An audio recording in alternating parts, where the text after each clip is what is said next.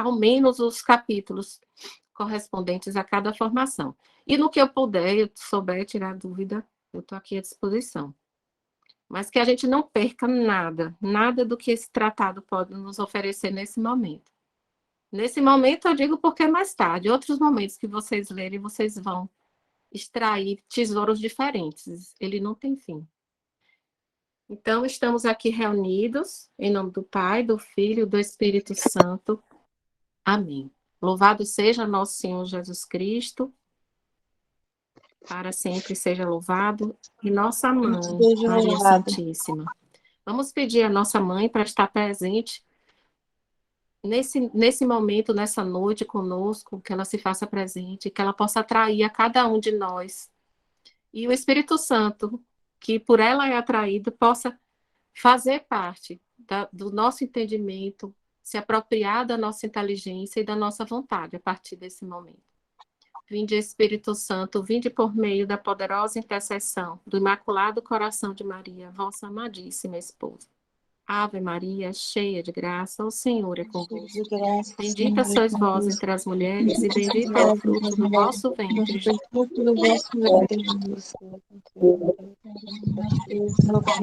Maria, Mãe de Deus, rogai por nós e na hora da nossa morte. Amém. Que seja tudo para a glória de Deus. Amém. Então eu vou...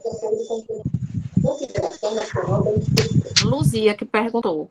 Hoje vamos falar sobre o terceiro e o quarto. O terceiro é bem interessante.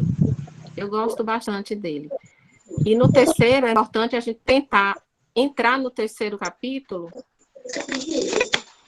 com um olhar voltado para nós mesmos. Porque São Luís vai explicar o que é a falsa devoção primeiro, para depois dizer qual é a verdadeira devoção. A gente vai falar nesse capítulo sobre o título do tratado. O título do tratado é exatamente Tratado da Verdadeira Devoção à Santíssima Virgem. Então, nesse terceiro capítulo, São Luís vai explicar. Já que existe uma verdadeira devoção, então, provavelmente, existe uma devoção falsa. Então, a gente tem que olhar para dentro e ver exatamente em que momento da minha vida eu tive falsas devoções ou eu tenho. Será que a minha devoção está errada, está falsa? Então, é exatamente isso que a gente vai fazer agora. Espera aí só um instantinho aqui, porque eu vou abrir para vocês.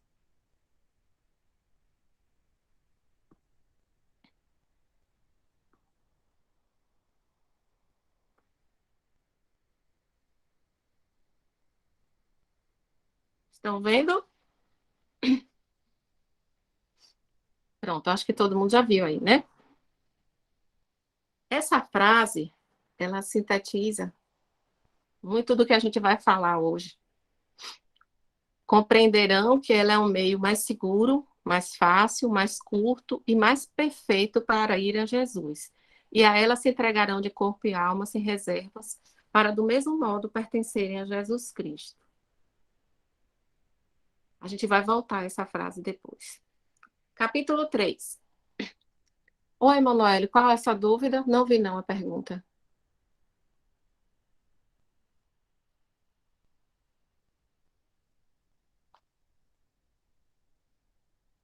Hoje, terceiro e quarto. Eu não vi sua pergunta não, Emanuela. Não encontrei não aqui. Oh, tá. Tem problema não. Tranquilo. Não precisa de desculpa quando não tem culpa. Fique tranquila. Vamos lá. Então, ele enumera, para a gente entender de uma forma bem mais lógica, 7 tipos de falsos devotos. Então, quais são os sinais da falsa devoção à Santíssima Virgem? Tentem não apontar o dedo para terceiros. Isso é uma tendência natural e a gente vira e mexe, a gente vai cair e a gente já começa a enxergar fulano, beltrano. Não façam isso, tentem não fazer isso. Olhe para dentro de vocês mesmos. Em algum momento da nossa vida, ou em muitos momentos, a gente foi assim. Algum desses devotos errados aí, falsos, a gente já foi, sem dúvida nenhuma. Então, primeiro devoto, falso devoto, devoto crítico. O devoto crítico é aquele orgulhoso, soberbo, que ele olha para as pessoas piedosas que têm grande devoção à Virgem Maria com um certo ar de ridículo. Eles entendem que as pessoas que são muito piedosas, que participam de atos de piedade, que rezam ajoelhados, que se ajoelham diante da imagem de Nossa Senhora, eles consideram essas pessoas ridículas, achincalham, fazem pouco caso. Então, são pessoas que são tomadas justamente pelo orgulho e eles fazem da crítica um modo de vida. São aquelas pessoas que acham que devem criticar, ter opinião e criticar tudo.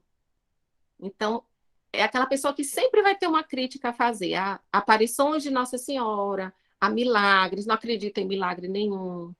Você, se você for contar um milagre para uma pessoa dessa, ela vai fazer caras e bocas, vai lhe dizer que isso provavelmente não é verdade. Então, são pessoas que tomam como modo de vida a crítica. O Papa Emérito, Bento XVI, quando ele era cardeal, ele disse que nós vivemos no mundo pagão de pessoas que se dizem cristãs, que se dizem católicos, ou seja, são pagãos que se dizem católicos, que não acreditam em nada. Né? Se a fé é o mínimo que a gente precisa ter para ser católico, imagine, se não tem fé, se não acredita em nada, né? Essas pessoas muitas vezes questionam os dogmas da igreja. Ah, mas eu não concordo com isso, eu não concordo com aquilo, isso está errado, isso foi invenção, e por aí vai. Vocês parem para se olhar e vejam se em algum momento da vida vocês já foram assim. Se vocês já ridicularizaram os outros e fizeram pouco caso da simplicidade, da piedade das outras pessoas, da devoção de outros.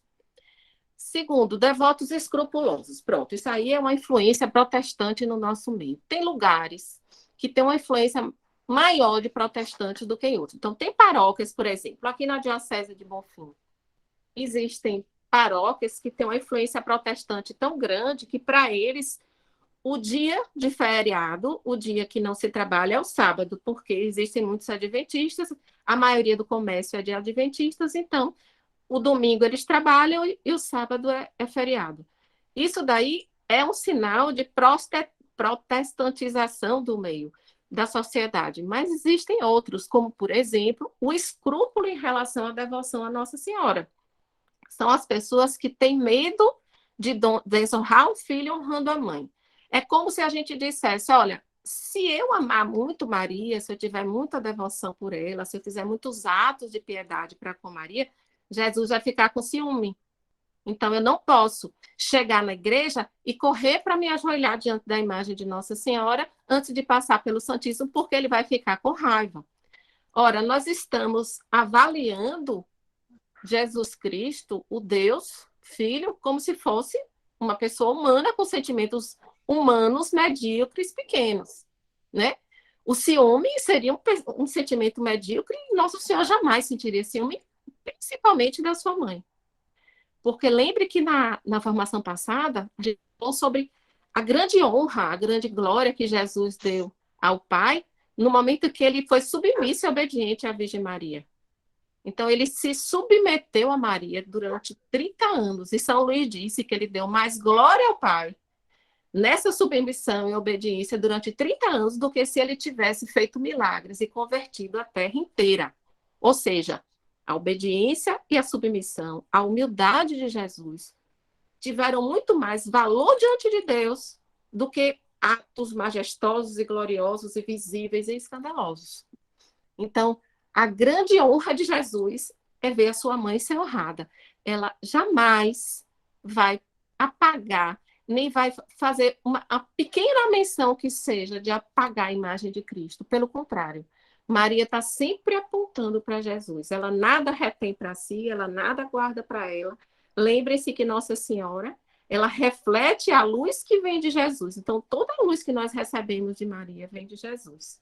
E os dois estão tão unidos, que na hora que nós honramos a mãe, nós estamos honrando o filho. Como o próprio São Luís diz, eles estão tão unidos que seria muito mais fácil separar a luz do sol, o calor do fogo, do que separar Jesus de Maria.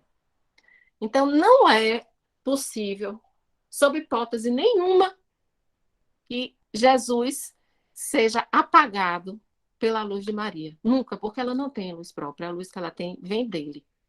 Então, nós católicos, às vezes, somos escrupulosos. Então, nós temos medo. O próprio São João Paulo II, no testemunho que ele fez da sua consagração, então ele se consagrou por esse método, ele fez a total consagração antes de ser ordenado padre, e ele tinha muito medo, porque ele sentia muito amor pela Virgem Maria e ele tinha medo de exagerar, ele tinha muito medo do exagero.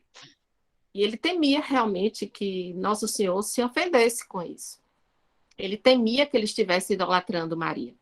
E aí foi quando ele começou a ler o tratado. E quando ele percebeu que o tratado todo era para centralizar em Jesus, ele perdeu o medo. O Espírito Santo deu esse dom para ele, do discernimento, e ele percebeu que nada mais era do que Cristo no centro. E tudo que vem de Maria é para levar a Jesus. Então, ele relata isso, esse testemunho, que ele tinha muito medo, mas a partir desse momento ele não teve receio nenhum. Tanto é que o lema do pontificado dele, depois que ele foi nomeado Papa, ele teve a grandeza de colocar como lema todo teu, Maria, totus tu, Maria. Ele não teve mais medo de desonrar o filho, porque ele tinha certeza absoluta que assim mais ele honraria Jesus. E tem uma história interessante de um cardeal que hoje é beato, o cardeal Newman, vocês vão ouvir falar ele muito para aí para frente, porque ele assim tá se falando muito nos escritos dele, nas falas dele, porque ele era um protestante europeu, eu não lembro bem a nacionalidade dele. Ele era protestante, era pastor protestante, e ele se converteu à Igreja Católica e se converteu de um jeito que ele se tornou cardeal. Foi ordenado sacerdote, e daí ele foi nomeado cardeal. E ele dizia que o que aconteceu na Europa, o fato da Europa ter se tornado ateia, porque hoje a Europa é um continente ateu. O que aconteceu lá, ele atribuía a retirada da devoção à Virgem Maria. Então, no momento que a Europa se protestantizou, ou seja, retirou Maria, Jesus Cristo também foi embora. Não porque ele quisesse ir, mas era ela quem sustentava a fé e a devoção a Jesus Cristo. E ele disse que aqui no nosso continente, aqui nos nossos países subdesenvolvidos e em desenvolvimento, ele disse que aqui a fé só se sustenta por causa de Maria. Então, eu acho que vocês não duvidam, vocês devem ter certeza absoluta que isso é fato. Nós sabemos que na América Latina, dentro do mundo inteiro, é onde o cristianismo é mais forte, é onde Nossa Senhora ela é mais devotada, é mais venerada, e a Igreja Católica ainda persiste por causa disso. Podem comparar o que acontece nos Estados Unidos. Os Estados Unidos está no caminho da Europa, a Europa é ateia, Estados Unidos é protestante e está se tornando ateu, e nós aqui estamos segurando essa estrutura cristã no mundo, nós aqui na América Latina. A duras penas, mas estamos aqui. Vocês deixaram de ver a apresentação, não foi? Eu vou tirar aqui e colocar de novo, peraí. Eu percebi aqui que sumiu.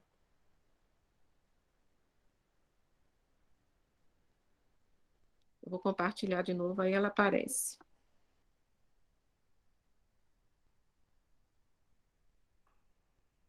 Pronto.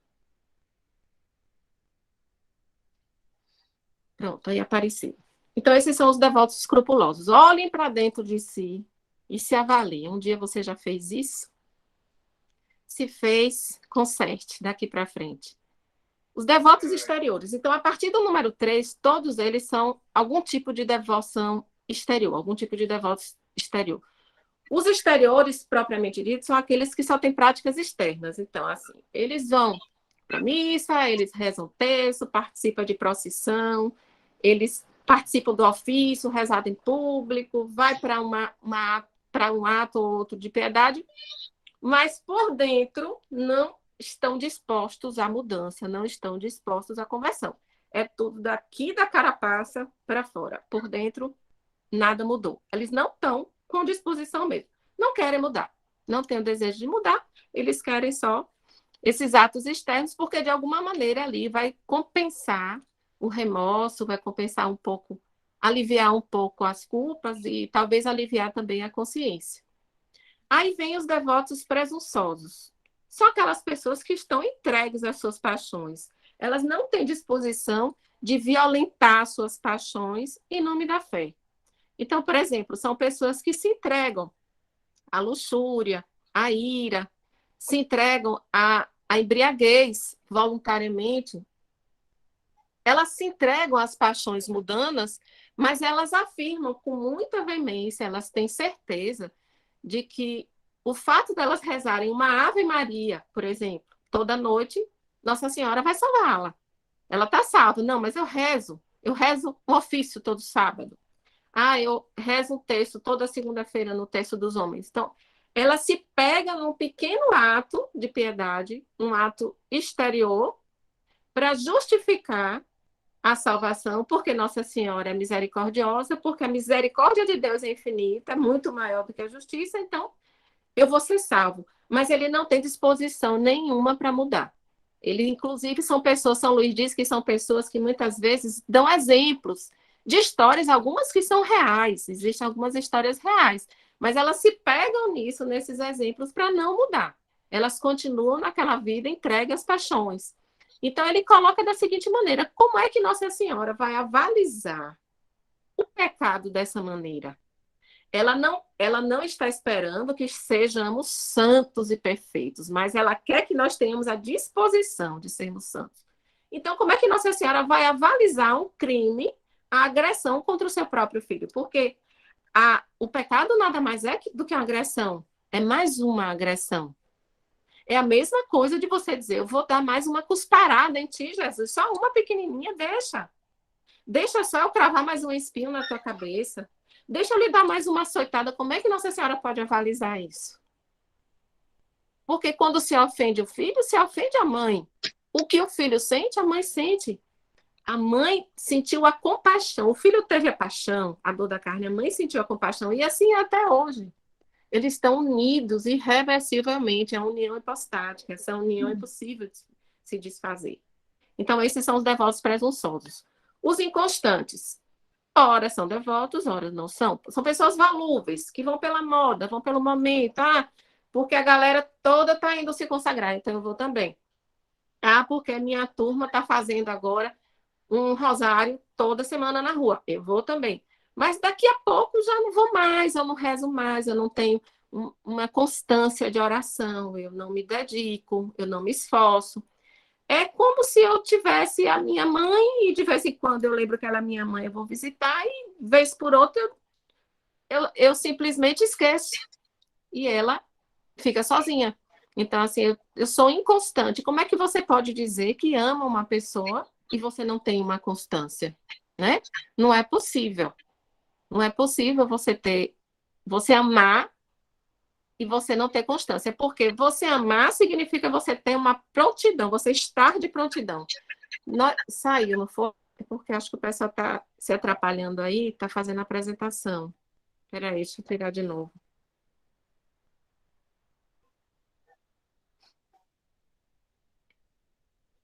Se alguém, por engano, for apresentar aí, clicar na tela de apresentação, aí ela desaparece e não aparece de novo.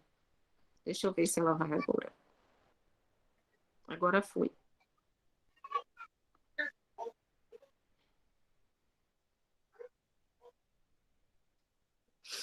Então, se nós amamos, nós estamos de prontidão. Se eu tenho meu filho e o meu filho precisa de mim, a qualquer hora que ele precisar, eu estou pronta. Se eu tenho a minha mãe idosa, doente, qualquer hora que ela precisar de mim, eu tenho que estar pronta. Por quê? Porque eu amo. Então, quem ama está de prontidão.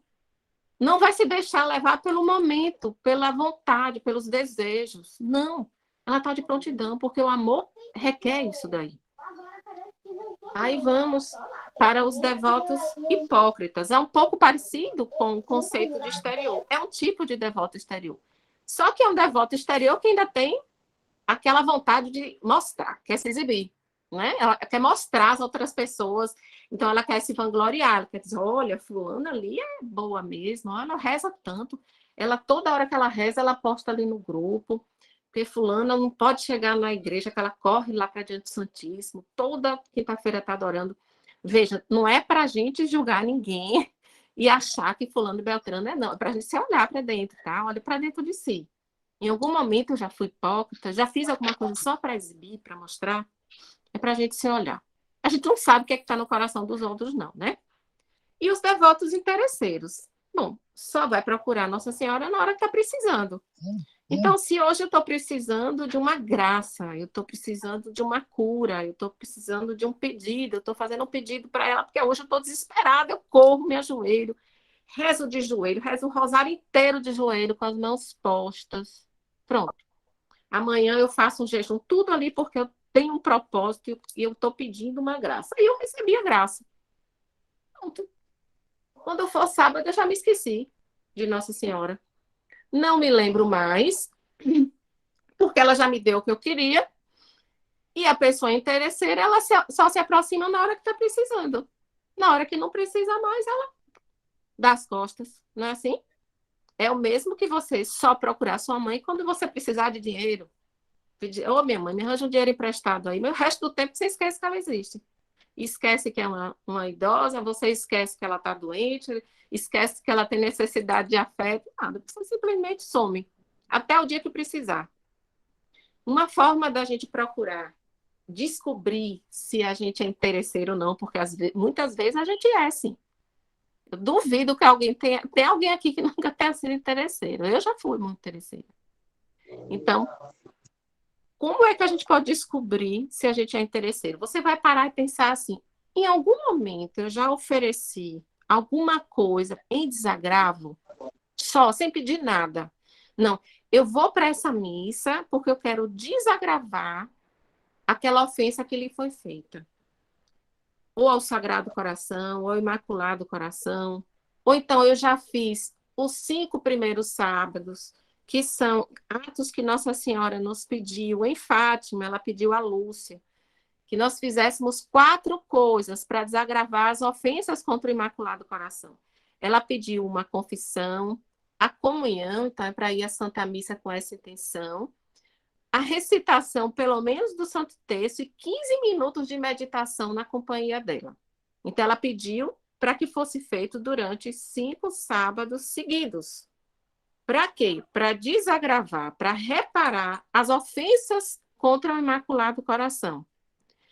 Aí Jesus, o menino Jesus, nessa aparição, estava presente, e ele pediu a Lúcia. Nessa época, ela já estava no convento, na Espanha. E o menino Jesus pediu a ela, perguntou a ela, será que pelo menos tu pode desagravar o coração da minha mãe tão ofendida pelos homens? Então aí ele pergunta pra gente, será que pelo menos tu é capaz de reparar? É como se a gente olhasse para um lado e para o outro assim, ninguém quer reparar. Ninguém, será que eu não vou reparar? É um consolo que você vai dar à Virgem Maria.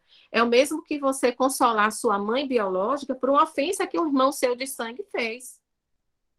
Então, o seu irmão ofendeu a sua mãe e você vai reparar aquela ofensa da forma que você pode. Você chega lá, se coloca diante dela, você diz que a ama, você fica do lado dela, você faz carinho, você faz tudo para agradar. Porque aquelas lágrimas que ela derramou pelo seu irmão, ela vai enxugar, porque ela sabe que você está ali para compensar. Então, quando a gente precisa meditar, refletir e descobrir se a gente já foi interesseiro ou é interesseiro, a gente para olhar. Eu já fiz isso alguma vez? Eu tenho disposição para fazer daqui para frente? Eu tenho essa disposição de chegar e rezar um texto só dizendo, olha, mãe, eu quero só desagravar o teu coração, mais nada. Eu não vou te pedir nada. Eu vou te dedicar essa oração, eu vou te dedicar essas horas de penitência a única e exclusivamente desagravar as ofensas. E vocês sabem quais são as ofensas contra o Imaculado Coração? Alguém aqui sabe? Se souber, pode dizer. Quem sabe?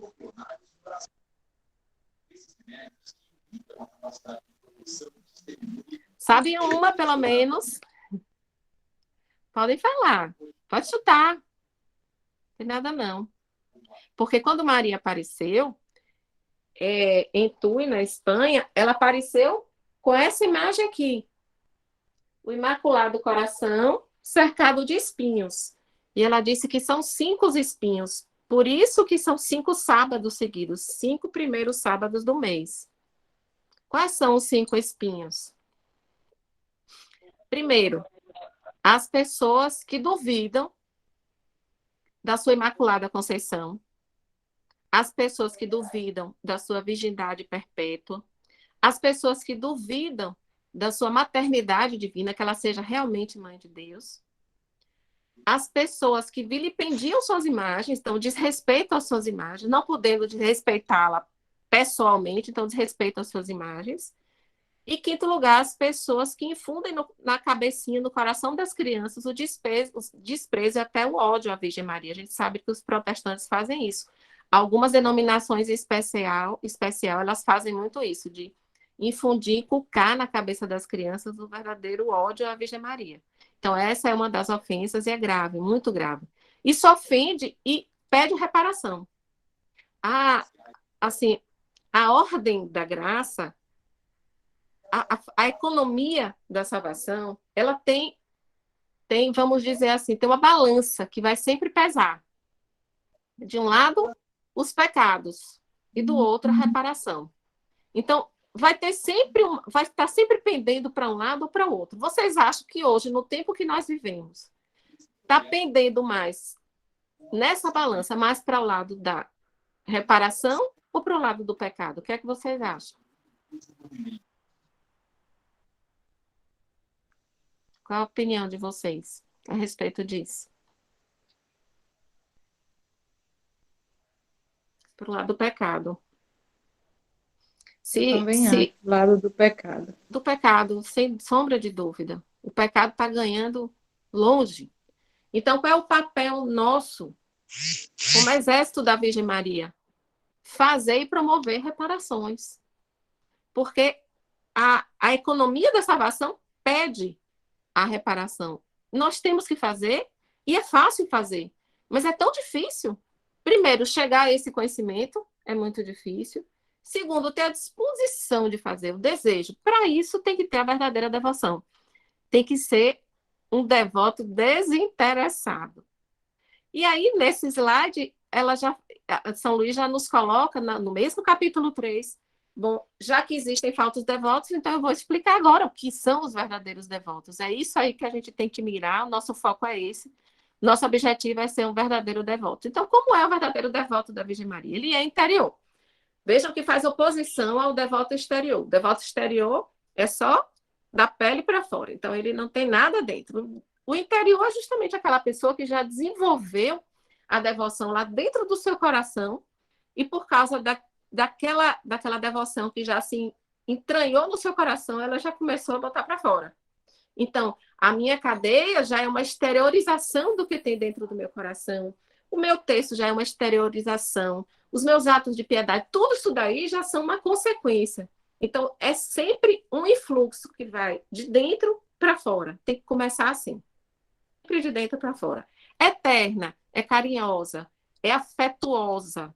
Nossa Senhora, ela se torna íntima de quem tem a verdadeira devoção. E você tem que procurar ser íntimo dela também. Ela se torna uma da sua casa.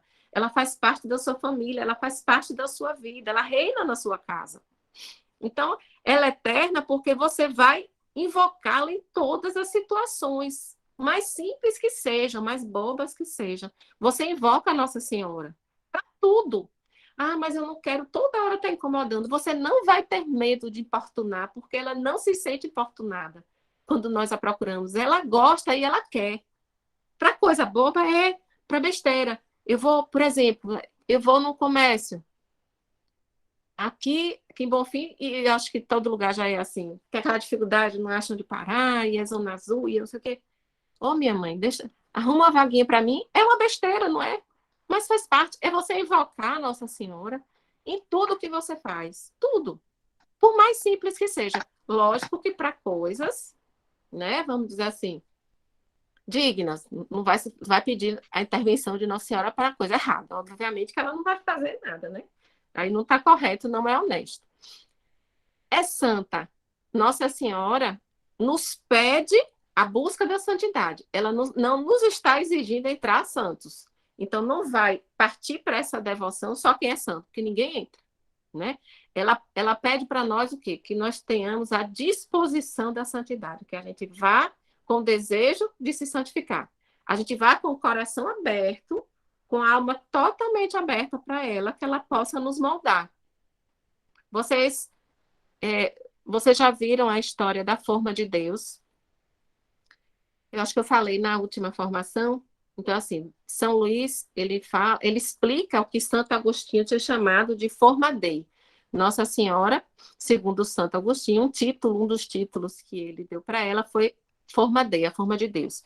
E São Luís explica por que ela é a forma de Deus. Porque existem duas maneiras de se fazer uma escultura. Uma é com o cisel e um martelo, então você vai esculpindo um material duro. Então, por exemplo, uma pedra, o pessoal de Campo Formoso que tem aquela pedra bonita, então tem os escultores que vão lá esculpindo aquela pedra. Bom, se errar, errou, vai ter que remendar, vai dar uma ajeitadazinha, um remendo, mas não tem mais jeito, né? A outra forma de fazer escultura é através de uma forma. Para que se utilize a forma, o material que vai ser usado tem que ser um material passível de se fundir, então ele tem que se derreter. Então, o que Nossa Senhora nos pede é que a gente seja capaz de se derreter. A gente se deixe desfazer homens e mulheres velhos para se tornar, pelas mãos dela, homens e mulheres novos. Então, aquela substância derretida vai ser colocada dentro de uma forma perfeita, que aí no caso é a Virgem Maria, e essa forma perfeita vai criar imitações perfeitas dela. E sendo ela uma imitação perfeita de Jesus, vai sair uma série de imitações de Cristo.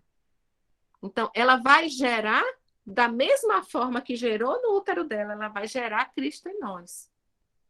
Então, ela pede que você tenha a disposição à santidade, não que você já seja santo, mas você tenha a predisposição de evitar ao menos os pecados mortais. Número 4, é constante. É o contrário daquele inconstante que só aparece de vez em quando, só vai na moda, só vai na onda. Maria vai com as outras, a galera vai, eu vou junto. O pessoal agora está morno, eu estou morna também. Não, a gente tem que ser constante. É difícil a constância? É muito difícil. É preciso a gente estar pedindo todo dia a perseverança. Uma coisa é você fazer o ato de consagração e a outra coisa é você viver a consagração.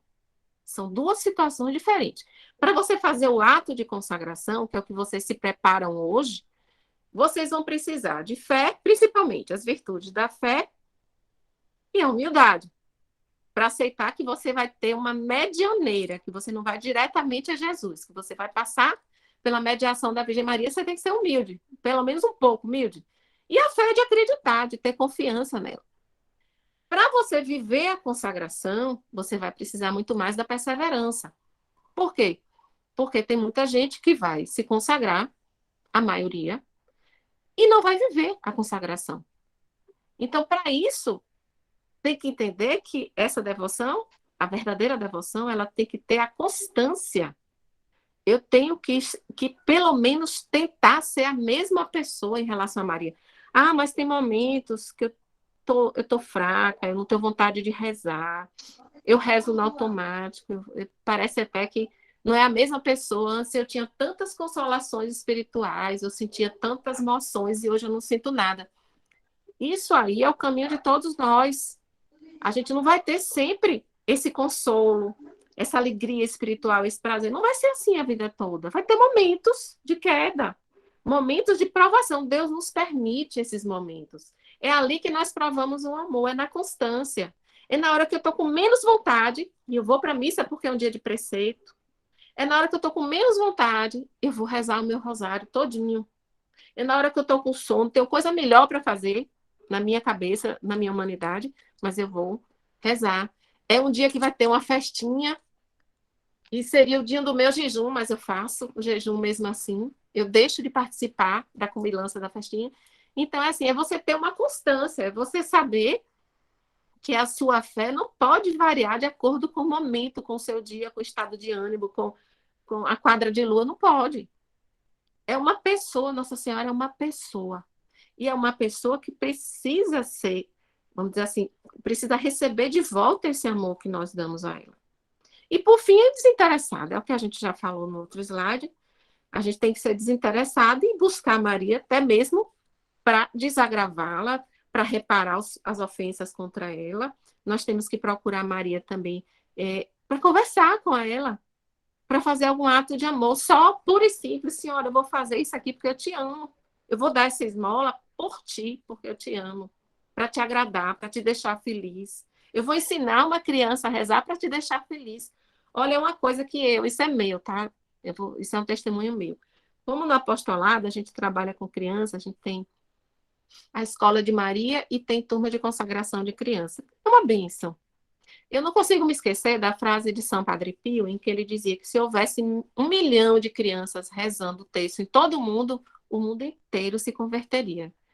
Ele não disse 1 milhão de pessoas, ele disse 1 milhão de crianças. Por quê? Porque a oração da criança é pura, é desinteressada, é muito mais límpida do que a nossa. A nossa oração já vai carregada de impureza, de maldade, de malícia.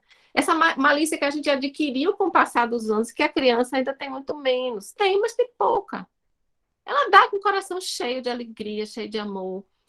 Essas crianças, quando eu vejo rezando, eu digo para vocês, eu sinto bem pouquinho, mas eu sinto um pedacinho da alegria da Virgem Maria. Não tem nada que me deixe mais feliz do que eu ver uma criança rezando. Vou dizer com seriedade para vocês. Porque eu fico tentando avaliar a alegria dela. Então, é assim, você se alegrar pela alegria do ser amado. Quanto você tem o seu filho agradado por alguém, elogiado por alguém, você não ciúma do seu filho. Você se alegra por ele. A mesma coisa se alguém falar bem do meu pai, falar bem da minha mãe, eu vou ficar tão alegre, porque eu amo. A alegria dele é a minha alegria. Então, é você ser desinteressado e tratar a Virgem Maria como a mãe que ela verdadeiramente é, que ela merece. Muito mais ela merece, muito mais. Segundo disse São João Damasceno, ela ainda não é honrada, louvada, amada, respeitada e não é servida o tanto quanto ela merece. Muito mais ela merece. E eu acho que aqui ninguém tem dúvida disso, né? E quais são as práticas comuns do dia a dia? As práticas da devoção. O que é que um consagrado faz, né? Na prática?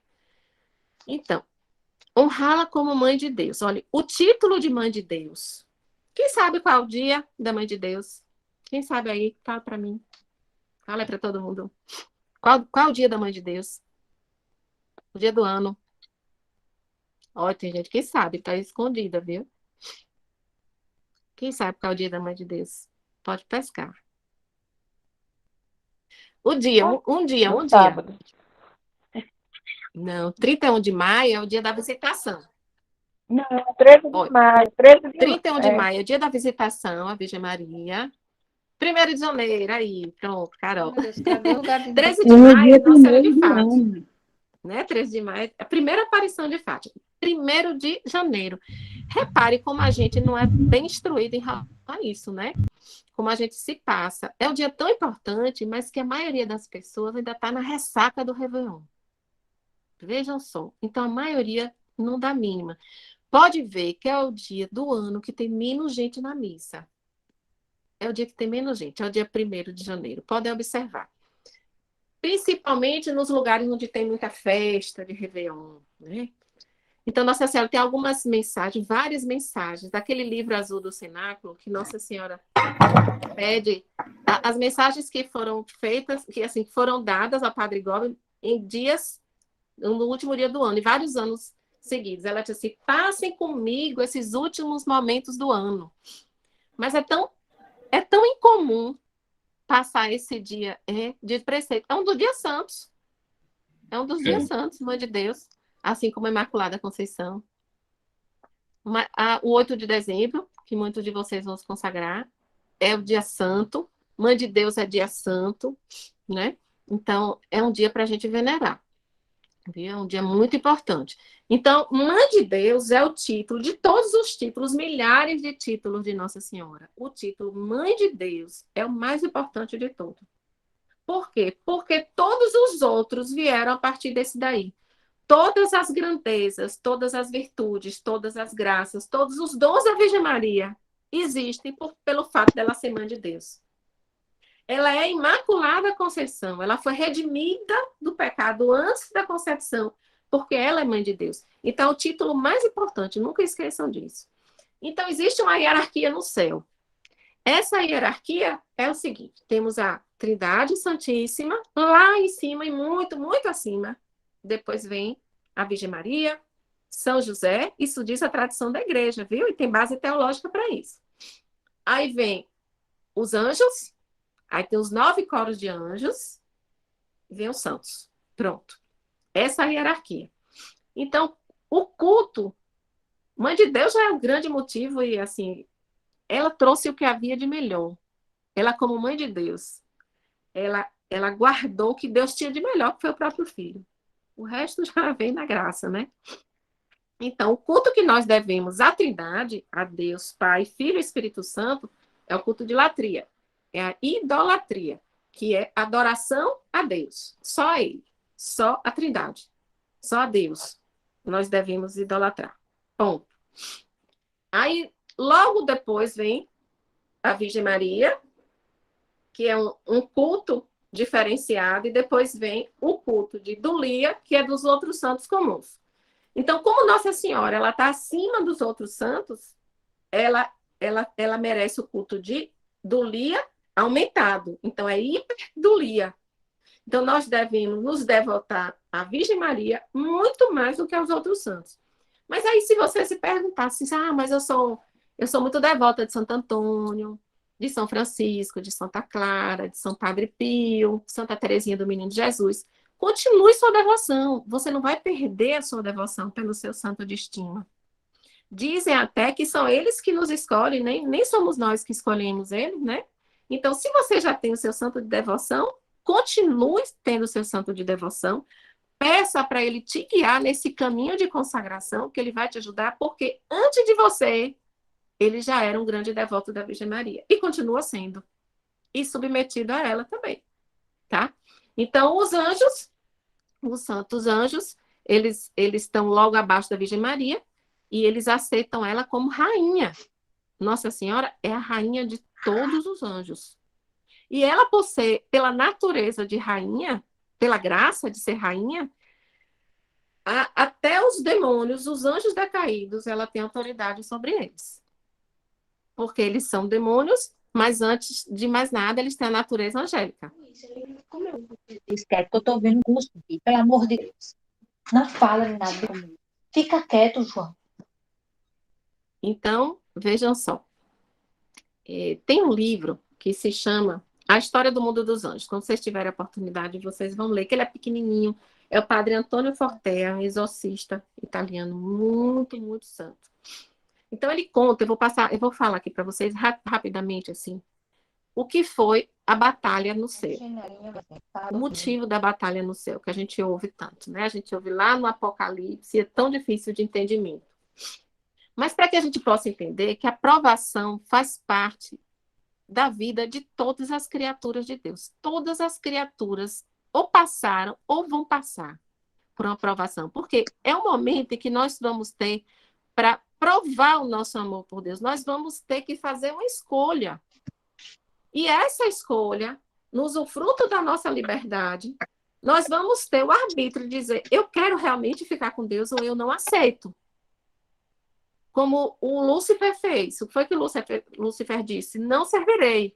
Eu não servirei. Ele se recusou, não voltou atrás e levou uma miríade de anjos que se transformaram em demônios. Então, esse livro, que tem uma base teológica, tem origem na Sagrada Escritura principalmente, tem origem em alguns exorcismos oficiais que foram feitos. Então, ele diz o seguinte: os anjos foram criados, são criaturas também, eles tiveram um começo, e eles estão na eternidade hoje, mas eles foram criados em algum dia. Então, esses anjos, eles estavam vivendo, mas sem a visão direta de Deus. Eles não tinham ainda visto a Deus, porque na hora que se vê a Deus, não é possível mais fazer outra escolha que não ser. Ele é irresistível. Deus é irresistível. Se ele se mostrasse para nós agora, ele não tinha para ninguém. Mas Deus quer ser amado. É a história do mundo dos anjos, do padre Antônio Fortea. Depois eu boto a capa aqui para vocês verem, lá no grupo. Então, se Deus se mostrasse para nós hoje, de tão irresistível que ele é, acabaria a nossa liberdade. Ele sabe disso. Ele quer ser amado, mas ser amado diante da nossa liberdade de escolha. Ele quer ser escolhido. O nosso Deus, ele é tão humilde que ele quer ser escolhido e ele quer ser amado. Então, Deus foi fazer uma revelação. Chegou o momento da aprovação dos anjos. Deus foi revelar algumas coisas para os anjos. Então, primeiro ele disse que o filho dele viria ao mundo sob a forma de homem. Então, assim, o homem é muito menor do que os anjos. É um ser muito menor, pequeno. Chega a ser repugnante. É como a gente olha para uma barata. Vamos dizer assim. A gente olha para a barata como ser inferior e repugnante. Pronto. A gente mereceria ser vista pelos anjos dessa maneira. Tá?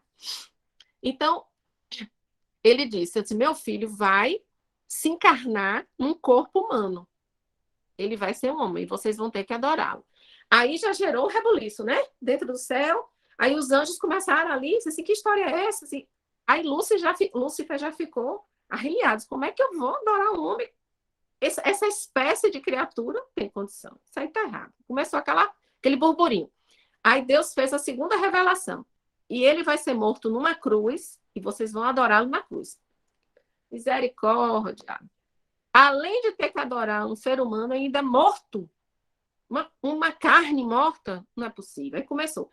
Nisso, era uma batalha de ideias, não é? Eles não são corporais, então eles não têm corpo para brigar. A gente chama da espada de São Miguel, a guerra, a gente imagina uma guerra de espadas, mas a espada de São Miguel é a espada da verdade, a espada da fé.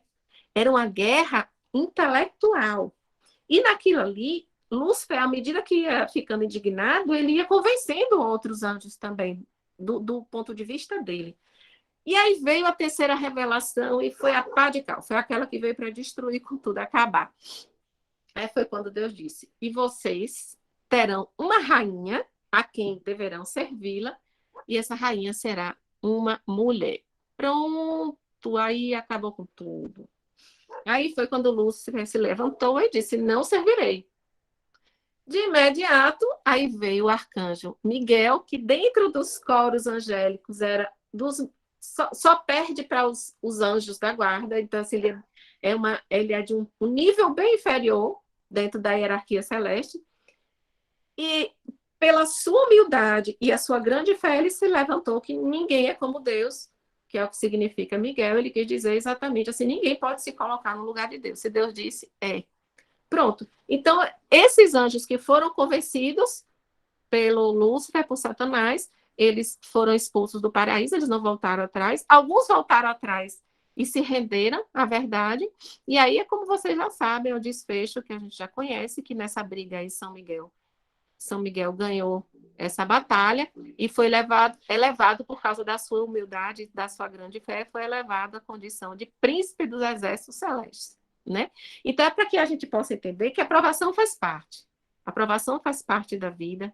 E a humildade e a fé, olha só, o que a devoção está pedindo, de humildade e fé.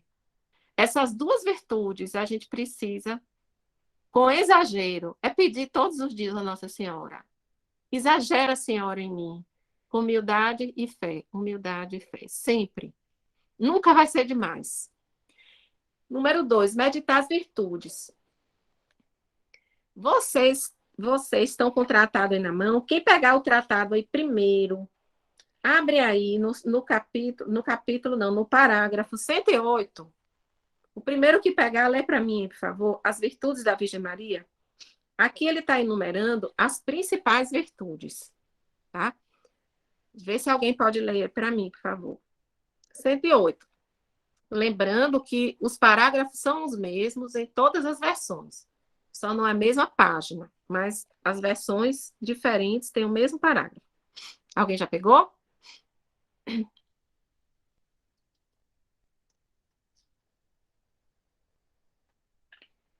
Quem? Maria Clara, pode ler. A verdadeira devoção é santa. Terceiro, a verdadeira devoção à Santíssima Virgem é santa. Leva uma alma a evitar o pecado e a imitar as virtudes da Santíssima Virgem. principalmente sua humildade profunda, sua contínua oração, sua obediência cega, sua fé viva, sua mortificação universal, sua pureza divina, sua caridade ardente, sua paciência heróica, sua doçura angélica e sua sabedoria divina. Aí estão as 10 virtudes principais da Santíssima Virgem. Obrigada, Clara. Pronto, aqui são as 10 principais, mas ela tem muito mais virtudes que isso daí. Essas são as 10. Vejam que a fé, veja que é tudo com exagero, tudo pesado, né? Então, para cada virtude, ele vai condicionando um adjetivo, uma qualidade forte, pesada, exagerada. Então, veja assim, principalmente sua humildade profunda, não é qualquer humildade, é humildade profunda. Sua oração contínua, ela não para de rezar. Sua obediência cega, obedece a qualquer custo. Sua fé viva, a fé dela não morreu com ela. Não morreu com a saída dela dessa vida, desse mundo para outro. Né? Nossa Senhora não está morta, Nossa Senhora é viva. Mas a sua fé é viva em nós, porque lembre-se que ela não precisa mais da fé onde ela está. A fé que ela teve, grande que ela teve aqui, ela distribui com seus filhos. Sua mortificação universal. A mortificação foi o que ela se matou, se violentou de si mesmo, mediante a paixão de Cristo, que ela vivenciou durante a paixão de Cristo, todo o sofrimento que ela passou. A pureza divina, sua caridade, o amor ardente que Nossa Senhora sente em relação a Deus e em relação a nós também. Sua paciência heróica, capaz de tudo na paciência, se submeter a tudo e qualquer coisa. Sua doçura angélica, ela é doce, ela é terna, ela é afável. E sua sabedoria divina. Isso daí são dons de que Nossa Senhora foi acumulada, com exagero, pela ordem da graça. Olha, Jesus Cristo teve a plenitude dos dons por natureza, porque ele era Deus, a sua natureza é de Deus. Nossa Senhora, como é criatura, a natureza dela não tinha esses dons, ela recebeu por graça. Então, pela graça, ela teve a plenitude dos dons e virtudes, e Jesus, pela natureza, teve a plenitude. Só tem uma dessas virtudes aí que Jesus não teve. Quem sabe dizer qual é? Ele não precisava. Só uma criatura pode ter. Quem quer chutar? A fé. Jesus não precisava de fé. Fé é acreditar naquilo que não se vê. A fé, mamãe. Porque Jesus era o próprio Deus, então ele não precisava de fé. Quem precisava de fé era a Virgem Maria, não é? Então, Nossa Senhora teve a mais essa virtude aí. E já que ela não precisa mais dessa virtude, isso não se perde, a fé dela continua viva entre nós. Contemplar suas grandezas, vamos seguir mais rápido um pouquinho. Dirigir-lhe atos de amor. Então, tudo que você fizer, você dedicar a ela. Invocá-la com todo o coração. Oferecer-se, unir-se a ela. Então, por exemplo, quando você vai desagravar o Imaculado Coração, você se oferece, se une naquele sofrimento. Quando você vai meditar as dores da Virgem Maria, você se oferece para sofrer com ela aquelas dores. Quando você vai meditar a paixão de Cristo, você se oferece para se unir a ela aquela dor. Fazer tudo para agradá-la. Tudo que a Virgem Maria... Peraí.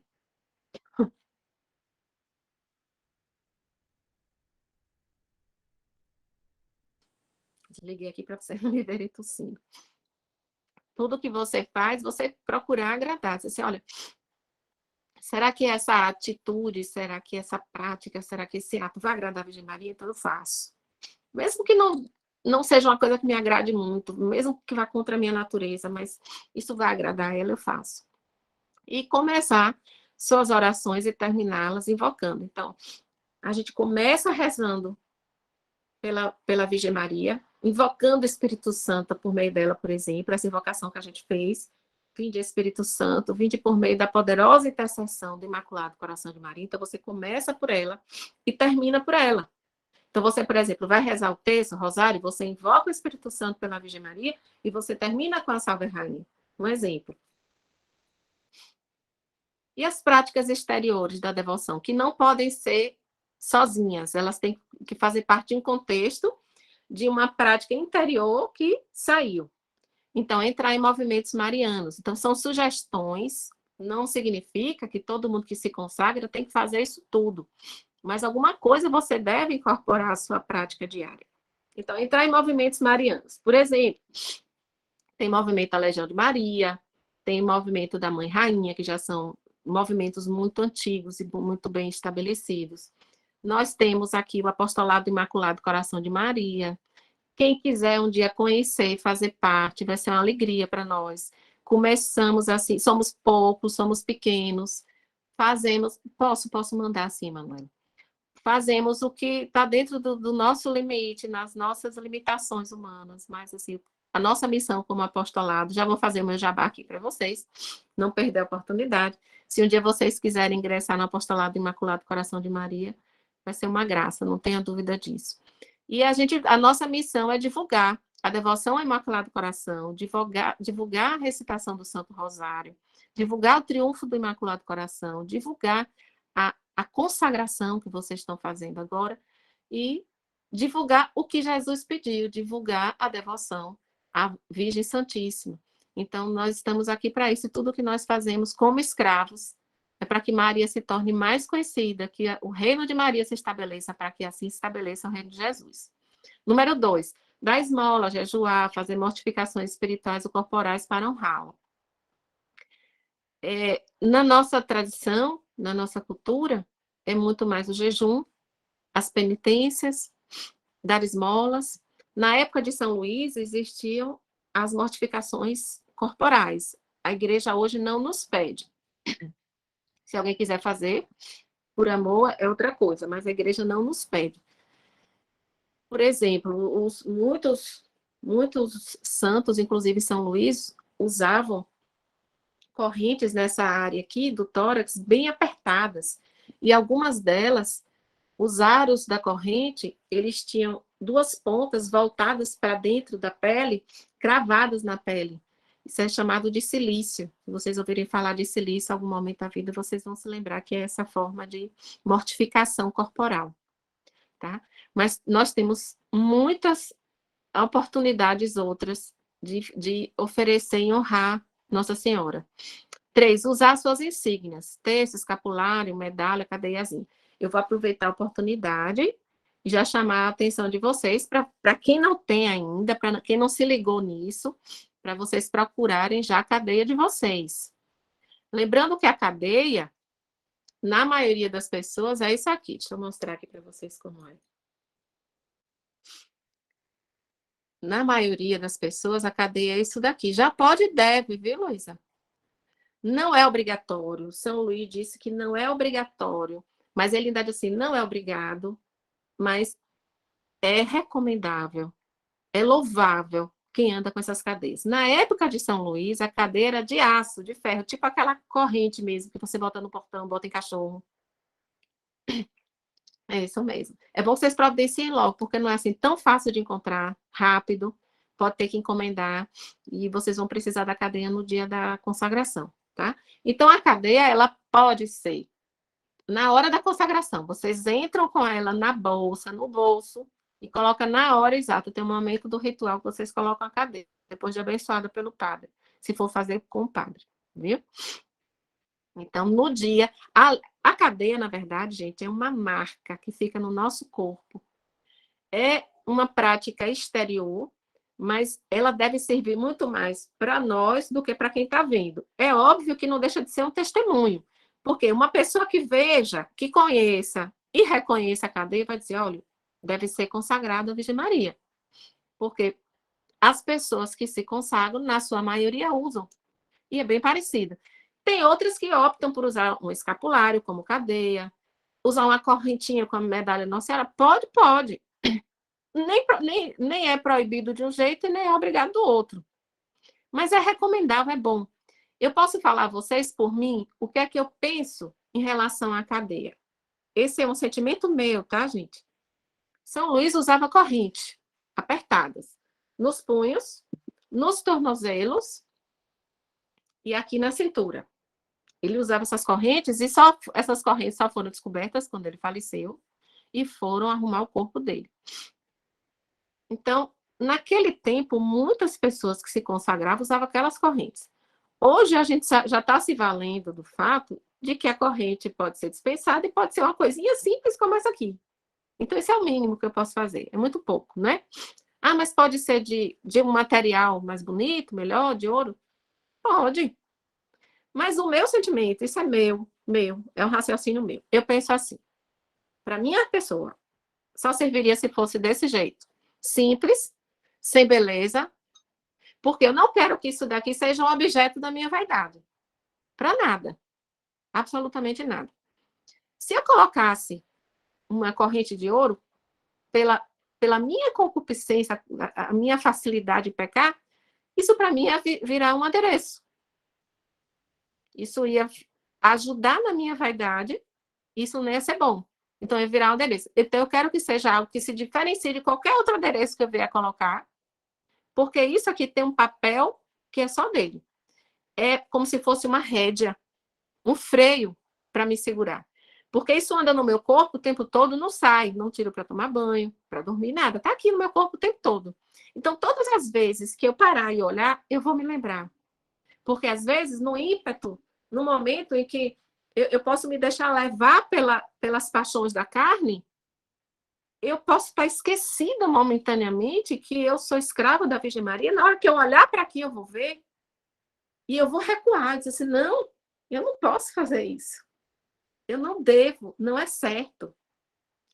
As medalhas, ó, a maioria das pessoas usa medalha milagrosa, que é um sacramental, que tem uma promessa própria de Nossa Senhora das Graças, né?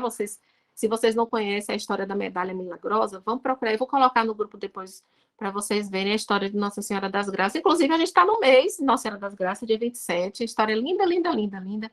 E vocês precisam conhecer mais a fundo. Então, a medalha milagrosa é justamente essa que tem Nossa Senhora com as mãozinhas assim, os raios saindo.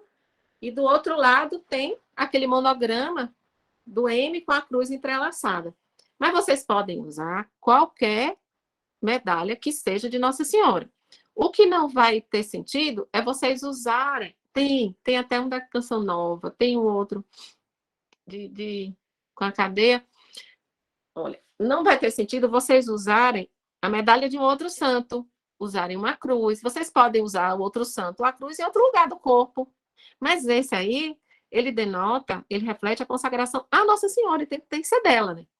Então tem que ser algo que faça referência a ela, e não a outro santo. Tem lugar que vocês podem achar a cadeia pronta já, a correntinha com a medalha. Alguns vão ser, por exemplo, tem um da Canção Nova. Uma vez eu comprei uma da Canção Nova para mim, mas ela é frágil. Ela quebrou fácil. Então, depois eu fui procurar. Aí, arranjei outra, quebrou também. Sempre que vocês perderem uma cadeia, não vão entrar em desespero, porque já teve gente que chegou para mim e disse, pelo amor de Deus, eu perdi minha consagração. Isso nunca vai acontecer, porque o consagrado é você. Se você perder a cadeia, você simplesmente arranja outra, pede para o padre abençoar como abençoa qualquer coisa. Qualquer objeto que o padre abençoe, ele vai abençoar a sua cadeia. Não precisa de bênção especial mais. Abençoado já é você. Aí você vai e bota, já não precisa mais do ritual, tá? Então, vocês vão usar a cadeia. Sempre que precisar trocar, vocês botam no lugar sem problema nenhum. Quando você... Essa minha que eu estou usando, eu procurei até achar uma de inox. Porque inox ele não enferruja, não quebra fácil. Não é bonita, como eu queria mesmo, era assim. Então, procure se vocês acharem, se for da vontade de vocês usar desse jeito, viu? E aí pode ser qualquer medalha de Nossa Senhora. Por exemplo, se vocês tiverem uma devoção específica por um título de Nossa Senhora. Assim, eu tenho a devoção por Nossa Senhora de Fátima. Eu quero Nossa Senhora de Fátima, não tem problema. E Nossa Senhora Aparecida, vai, pega a medalhinha de Nossa Senhora Aparecida e por aí vai, viu? Lembrando que a consagração é feita a Nossa Senhora. A consagração não está sendo feita a um título de Nossa Senhora, viu? Você pode continuar com a devoção àquele título que você já tem. Mas vocês vão se consagrar à Virgem Maria. Não é o título. Ô, Daniel, esse aqui, ó, eu terminei achando isso aqui num stand de um shopping lá em Salvador. Estava cheio de penduricalha. Arranquei os penduricalhos e botei a medalha depois, porque eu demorei de achar essa. Mas é porque também eu não sabia onde procurar. Eu já vi que o pessoal botou aí, ó, link de site para comprar, né? Tem gente que vende, eu sei que tem uma moça que vende em saúde. Vamos procurar. Quem for achando, vai botando no grupo depois, viu? O da Canção Nova que eu achei frágil, pelo menos o que eu vi, eu achei frágil mesmo. Vocês procurem ver sempre o material. Que, assim, por exemplo, esse inox é barato. É bom por isso, né? Barato, resistente. Caiu 3 vezes. Ah, Camila, vende, que ótimo, bom saber. Aí, ó, maravilha. O meu caiu 3 vezes, esse que está aqui. As 3 vezes que caiu, eu estava passando por provações. Eu vi, botei de volta. Pronto. Tá pensando o quê? Não vai ser assim, não, para me tirar a minha cadeia. Botei de volta e tá tudo certo. Olha, recitar, número 4, recitar o texto. Melhor ainda se for rosário. Nossa Senhora quer o nosso todo, né? Então vamos dar cada vez mais para ela. Já recita o texto? Vamos passar para o rosário. Aí, ó. Sacres acessórios. Excelente, bom saber, Cleice. Recitar o texto rosário com devoção, atenção, modéstia, meditando o Evangelho de Cristo, recitar a coroa da Santíssima Virgem. Ele fala muito da coroinha, mas assim, na nossa cultura, na tradição que nós temos, e assim, depois de todas as aparições que Nossa Senhora vem fazendo nos últimos séculos, a gente tem uma devoção muito maior ao texto. A gente sabe que depois do texto, que antes do texto, em termos de valor e eficiência, só tem a Santa Missa.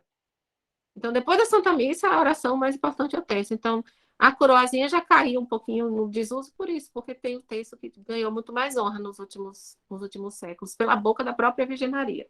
Aí vem a recitação do ofício da Imaculada. Então, tem muita gente que tem essa prática de rezar o ofício todo sábado, tem gente que reza todo dia. O Magnífica, que é o cântico de Nossa Senhora, o cântico lindo de Nossa Senhora, a maior fala de Nossa Senhora dentro da Sagrada Escritura, no Evangelho.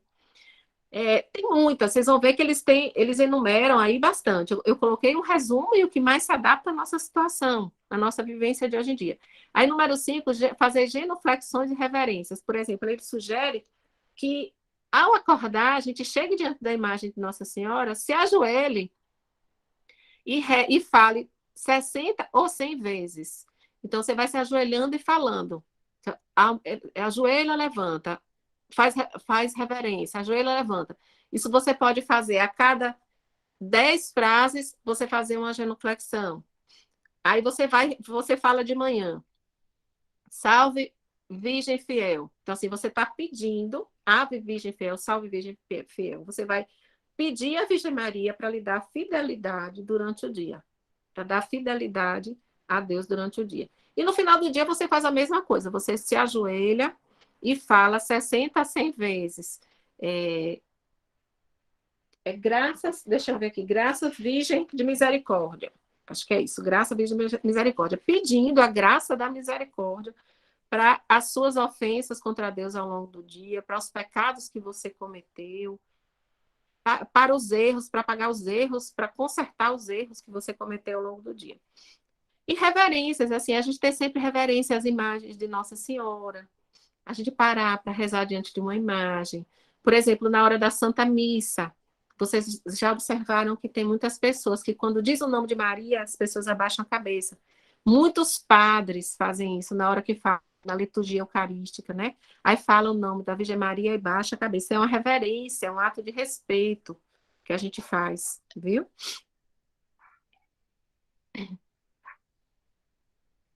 Alguém com dúvida, gente, até aí? Isso aí é o nosso... Terminamos o 3º capítulo, o 4º é bem pequenininho, não vai ter... A gente não vai se alongar aqui, não. Vocês têm alguma dúvida? Tem alguma coisa que eu possa ajudar? Alguma coisa que não ficou bem entendida? Qual é a oração que você está falando? Qual é a oração que eu não vi? Ah, sim, tem no tratado, mas eu boto lá para vocês, viu? Esse das genuflexões, né? No finalzinho do capítulo 3, vocês vão ver lá, certo? Eu boto lá. Mas eu vou botar mais, que é mais fácil, né? Isso aqui, vocês vão ver aqui no parágrafo 114. Eu gosto de ressaltar isso porque foi por nada, Tânia. Disponha. Vocês têm que se colocar no contexto de São Luís. Olha só o que foi que ele disse, a profecia que ele fez. Vejo no futuro animais frementes que se precipitam furiosos para dilacerar com seus dentes diabólicos esse pequeno manuscrito. E aquele de quem o Espírito Santo se serviu para escrevê-lo, ao menos para fazê-lo ficar envolto nas trevas e no silêncio de uma arca, a fim de que ele não apareça. Então, esse pequeno manuscrito é o tratado que hoje, graças a Deus, nós temos acesso fácil, mas não era fácil. Durante 130 anos, ele ficou escondido, de fato, dentro de uma arca. Foi descoberto 130 anos depois. Demorou para aparecer ao público. Hoje nós temos aqui na nossa mão, graças a Deus. Mas isso foi profetizado por São Luís. Aí ele disse, no número 54, no parágrafo 54, mas o poder de Maria sobre todos os demônios resplenderá, em modo particular, nos últimos tempos, quando Satanás insidiará o seu calcanhar, isto é, os humildes servos e filhos que ela suscitará para mover-lhe a guerra. Nossa Senhora está suscitando um exército de humildes filhos, servos e escravos. A gente vai ver depois o que é a diferença entre servo e escravo. Mas ela está suscitando um verdadeiro exército. Porque os seus filhos são a sua fraqueza. O seu calcanhar é onde o demônio morde, é onde ele fere. Mas só que ela já ganhou. Ela já triunfou, essa batalha já aconteceu e ela já esmagou Satanás. Então veja que linda a profecia que São Luís faz, e é o tempo que provavelmente nós estamos vivendo hoje, pelo menos é o que parece para nós, né? Nós não sabemos de certeza, mas é o que parece. Nós estamos vivendo esse tempo em que o exército de Maria está sendo suscitado para mover-lhe a guerra. Lembrando que é um exército humilde e fraco. Somos muito fracos. Sem Nossa Senhora, a gente não tem força nenhuma. Alguém quer falar alguma coisa?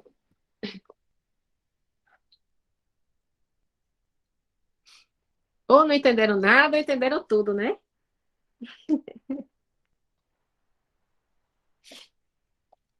Olha.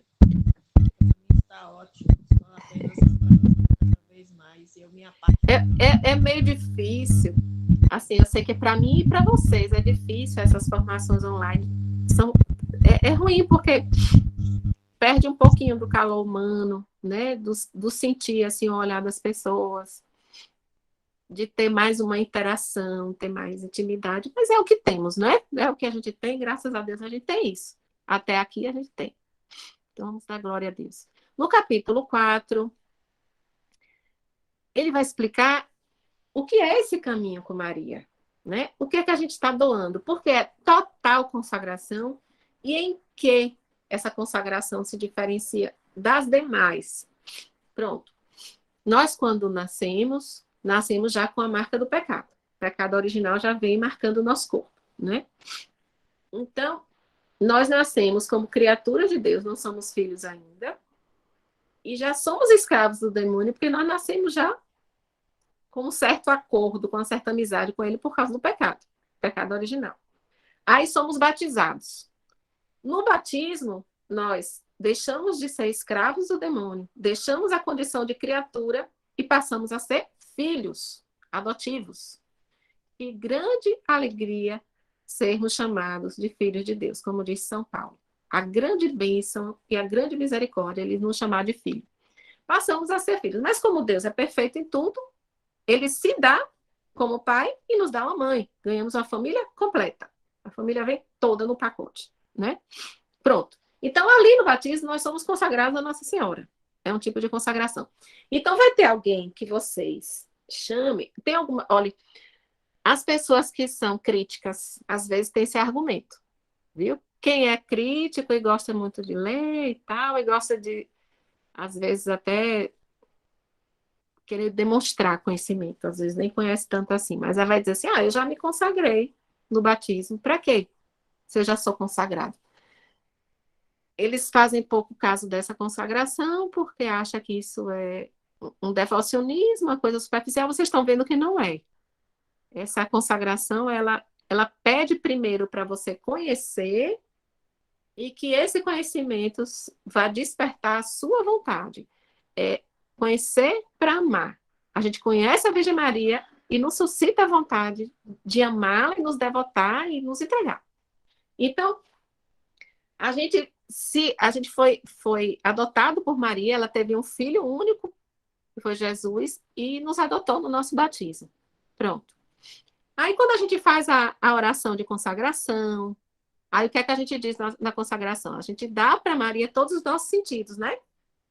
Ó, minha senhora, minha mãe, me entregue toda a vós, em prol da minha devoção para convosco, me consagro todos os meus sentidos. Aí vai os meus olhos, meus ouvidos, minha boca, meu coração, todo o meu ser. Ali eu estou dando o meu corpo e os meus sentidos, a visão, o olfato, o paladar, o tato. Então, ali a Maria, naquela musiquinha que a gente canta, naquela consagração, eu estou dando o corpo e os sentidos. Pronto. Nessa consagração total que a gente está fazendo, a gente dá o corpo com os sentidos e dá algo a mais. A alma com as suas potências. Pronto. Tá aí o diferencial. A nossa alma, ela tem algumas qualidades, algumas faculdades, algumas potências. Então, a gente tem a inteligência, que vem da alma, ela tem a nossa vontade, a nossa afetividade, a nossa imaginação, tudo isso vem da nossa alma. A gente pode entender a alma como o nosso intelecto, para ficar melhor entendido. O intelecto é onde concentra a alma. A gente a gente vai ver muito falar em coração, como se o coração fosse o centro da nossa intelectualidade. É porque antigamente se achava que o órgão, coração, era o centro das emoções. Depois se descobriu que era o cérebro, né? Mas quando fala de coração, está se referindo geralmente a isso, é a alma. Então, a nossa alma, com todas essas propriedades, a gente doa a Nossa Senhora. A gente doa a nossa vontade, a gente doa a nossa inteligência, a nossa imaginação, tudo que tem. A gente doa os nossos bens materiais e os nossos bens espirituais. Quais são os nossos bens materiais? De que forma a gente vai doar? É bom fazer a diferença de desapropriação. Você pode fazer, por exemplo, uma forma muito mais simples de entender de que maneira você doa os bens materiais. Tem os religiosos que fazem voto de pobreza. Então, quem tem voto de pobreza não pode ter nada que seja dele. Então, eles vivem em congregação, eles não têm salário, eles têm a roupa que eles vão usar, uma ou duas ou três peças, tem uma quantidade determinada que é determinada por cada congregação, por cada irmandade, e o resto todo é comum. Então, ele não pode ter um palito a mais do que ele é permitido, porque ele tem voto de pobreza, ele não vai ter nada no nome dele. Nesse caso, essa pobreza espiritual, essa doação que nós fazemos, essa pobreza material, essa doação material que nós fazemos à Nossa Senhora, nós damos a ela, mas continuamos usufruindo dentro da nossa condição de estado. Então, por exemplo, eu tenho os meus filhos e eu tenho que sustentar meus filhos. Então, eu tenho que trabalhar e ganhar dinheiro para sustentar os meus filhos. Eu tenho que, de alguma maneira, prover as necessidades materiais da minha família, porque isso é uma obrigação do meu estado como casada. O padre, os padres diocesanos, por exemplo, eles não têm voto de pobreza. Se eles quiserem comprar uma casa no nome deles, honestamente, pode. Quiser comprar um carro, pode, é permitido.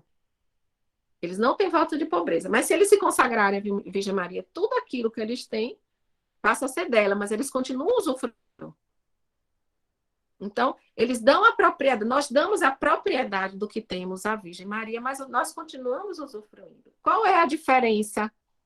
É que se, por exemplo, for necessário para honrar a Virgem Maria, eu tiver que abrir mão de algum bem material, eu abro.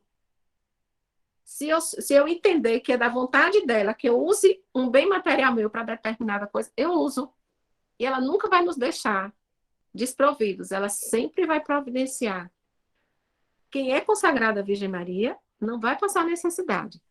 Ela promete que aos seus filhos consagrados, ela sempre vai prover as necessidades materiais e espirituais. Os bens materiais que nós doamos à Virgem Maria, a gente conversou da outra vez, são os méritos. Ele separa lá, São Luís, em tipos de méritos. Às vezes, é porque na linguagem que o tratado coloca, está um pouquinho confuso e às vezes a maioria das pessoas não consegue entender porque não está bem explicado. Os méritos é como se fossem moedas que nós recebemos. Então, por exemplo, eu faço uma penitência, eu dou uma esmola, eu faço um jejum, eu faço uma oração com um sacrifício. Então, a cada ato que eu faço desse daí, eu vou ganhar méritos. Eu vou ganhar moedas. Pronto. Esse daí são os meus bens espirituais, são os méritos. Esses méritos, essas moedas, vão ser utilizadas para pagar alguma coisa. Então, por exemplo, se eu tiver pecados para pagar, né? Então, são os méritos satisfatórios. Então, eu tenho pecados a pagar, então essas moedas que eu arrecadei vão ser utilizadas para pagar, para satisfazer um pecado que eu cometi. Que muitas vezes já foi perdoado, eu fui no confessionário, eu confessei, mas são os pecados temporais que um dia eu vou ter que pagar no purgatório. Se Deus me permitir o purgatório.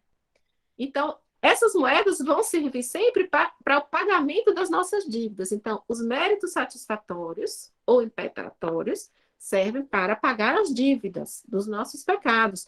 Ou quando nós pedimos uma graça. Então, por exemplo, eu faço uma promessa e peço uma graça. Pronto. Então, naquela promessa, o sacrifício que eu vou fazer vai gerar a moeda que vai me dar aquela graça. É mais ou menos assim. Os méritos meritórios, eles são usados para aumentar a minha glória no céu.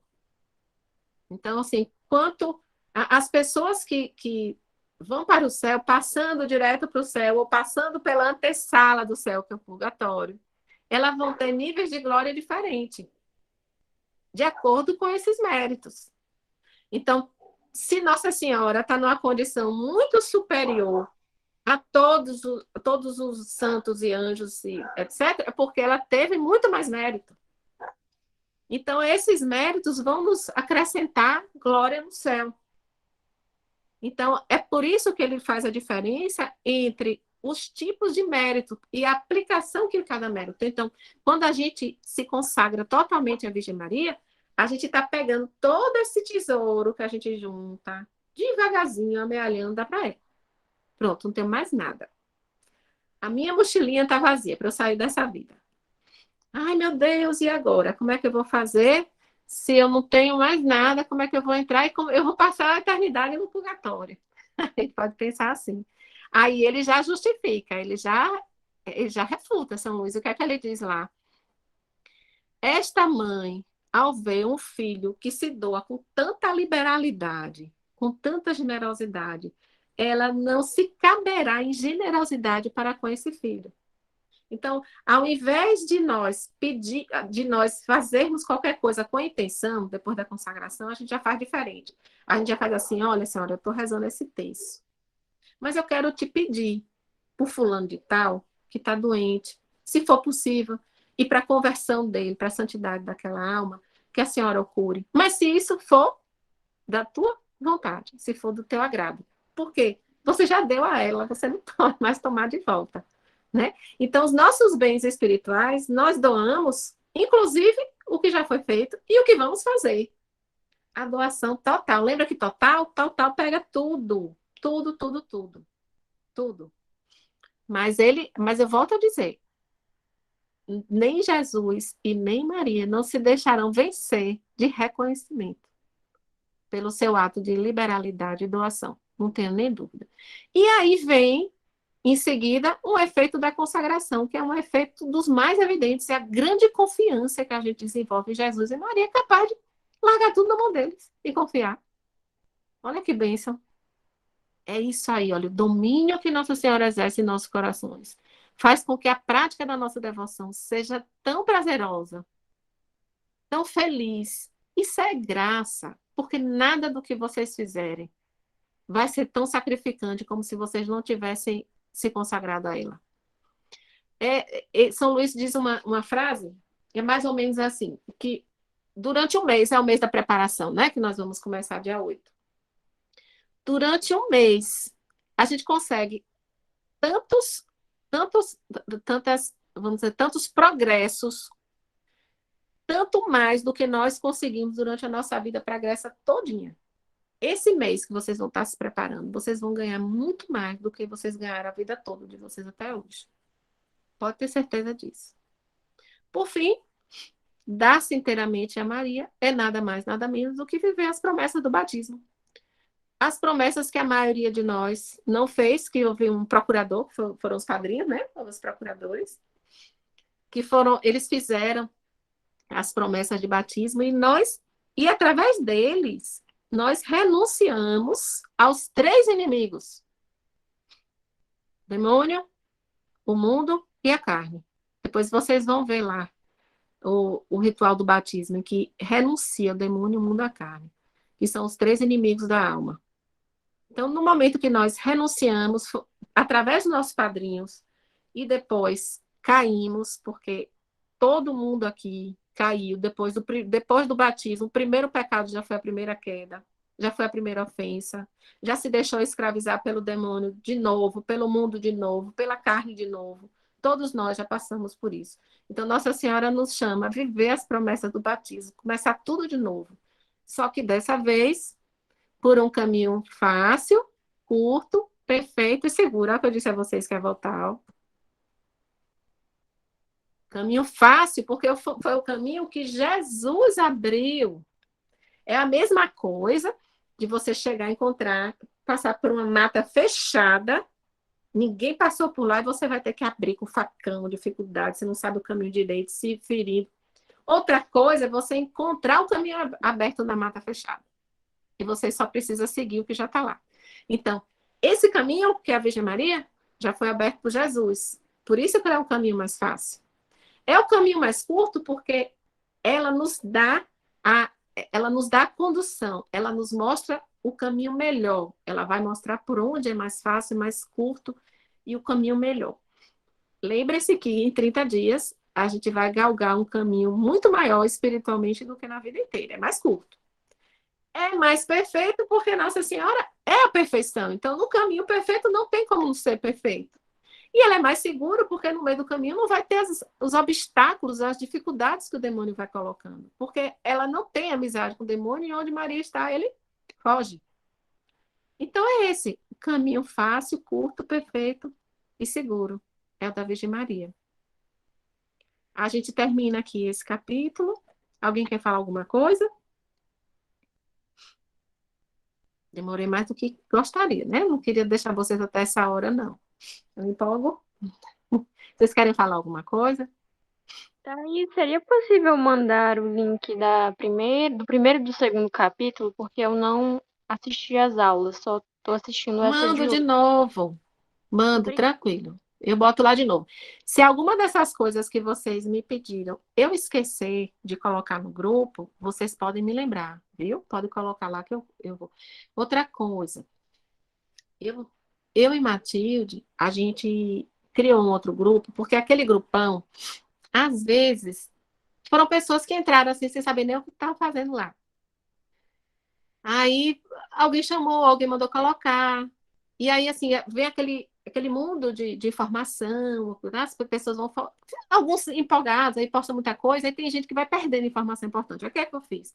Eu criei outro grupo, só vai ficar fechado, só para a gente passar as informações mais importantes.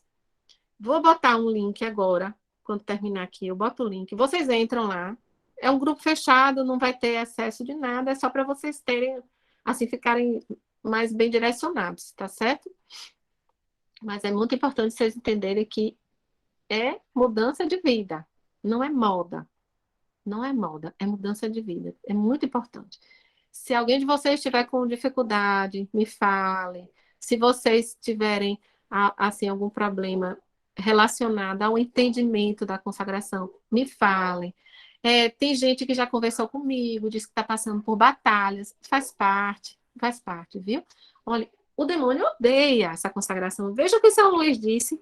Ele chegou a ver os demônios fazendo de tudo para boicotar a consagração, o livro, quem estava escrevendo e quem vai fazer também. Porque ele sabe que a alma que se entrega a Nossa Senhora já se salvou. Não de uma forma miraculosa, mas se ela entender e viver a consagração, está salva. E o demônio só quer botar a gente a perder, né? Ele quer ganhar o que já está perdido. Então, vão em frente, peçam a Nossa Senhora para não deixar vocês desviarem o caminho, aconteça o que acontecer. Não se sintam indignos, não se sintam incapazes, não tenham esse sentimento porque, não, você é filho, amado, querido, ela está brigando por você, ela briga por você. Como você, mãe, como você, pai, briga pelos seus filhos, ela está brigando por você e muito mais. Porque, lembre-se, ela tem uma caridade ardente. Ela reúne o amor de todas as mães do mundo inteiro e é muito mais. A caridade dela não tem tamanho, viu? Então, a gente vai seguir junto, nós estamos rezando por vocês. Existe uma intercessão que a gente faz sempre que começa o grupo de consagração, então a gente já colocou no mesmo dia. À medida que nós estamos aqui nessa formação de quarta-feira, simultaneamente tem um grupo rezando. Porque a gente sabe que sem oração a gente não consegue ir para lugar nenhum, viu? Então, vou continuar à disposição. Vocês entrem logo no outro grupo, com o link que eu vou colocar. Outra coisa, sim, amanhã eu quero convidar vocês, o Padre Luan, vocês devem ter visto que a gente já colocou nos grupos lá. Participem, vai ser muito bom. O Padre Luan vai falar sobre o Rosário da Virgem Maria. É muito, muito... Oh, Cleide, Deus abençoe. Olha, Padre Luan, eu sei que muitos de vocês já conhecem, o pessoal de Jacobina ama demais, porque ele saiu de Jacobina tem pouco tempo. Nós aqui amamos muito em Bonfim. Quem não conhece, precisa conhecer. Ele é um padre muito bom, segundo o coração de Jesus, que faz de tudo pela consagração, onde ele está. Está em Antônio Gonçalves, com a graça de Deus, a gente vai conseguir chegar lá, né, Zé Carlos, Daniel? A gente chega lá. Eles vão se consagrar, estão se preparando e vão se consagrar, e se Deus quiser, esse grupo vai aumentando com o tempo. A gente vai para lá, se Deus quiser. Então, o Padre Lã vai fazer essa pregação amanhã. Eu vou colocar no grupo amanhã o link, do mesmo jeitinho, entrem. Não deixem de entrar, não, viu? Vai ter um cenáculo, está lá na programação de vocês, vai ter um cenáculo na terça-feira que vem. Vocês também participem, é uma forma de manter firme na oração. E o mais importante, dia 8, segunda-feira, vai ser antes da nossa próxima formação de quarta. Dia 8 é o dia de começar as orações preparatórias. Padre Oi? O horário. De amanhã, 8h30. Tá, obrigada. Eu boto lá no grupo de novo, viu? E na segunda-feira, dia 8, olha, as paróquias, quem está fazendo em grupo, por exemplo, o pessoal de Campo Formoso e Antônio Gonçalves vai se consagrar no dia 8. Aqui em Bonfim, provavelmente dia 8. Tem gente... Ah, padre, aquele padre é bom demais, Daniel. Vocês são abençoados, vocês nem sabem. Tem gente que está fazendo sozinha. Então, assim, tem uma pessoa do Pará, tem gente que é de Minas Gerais, que eu já vi aqui. Tem gente de lugares assim que estão isolados, não estão fazendo em grupo. Então, assim, vocês vão decidir, junto com o padre, se o padre aprovar, se o padre quiser participar. Aí vocês vão combinar com o padre o dia. Os 2 dias que nós estamos recomendando aqui são o dia 8 de dezembro ou dia 12. 8 é Imaculada Conceição, dia santo, e dia 12 é o dia de Nossa Senhora de Guadalupe. São 2 datas. Olhem lá no calendário de vocês e vão conversar com o padre. Quem for começar dia 8, quem for fazer a consagração dia 8, segunda-feira, tem que começar as orações preparatórias. Corram lá no finalzinho do seu tratado, ó. Puxem lá, pega aí o tratado de vocês. Vocês vão ver lá no final um apêndice. Está escrito exercícios espirituais preparatórios da consagração. Pode ter uma variação ou outra aí. Estão vendo? Lá no finalzinho. Aí está escrito assim, 12 dias preliminares. Alguém não encontrou?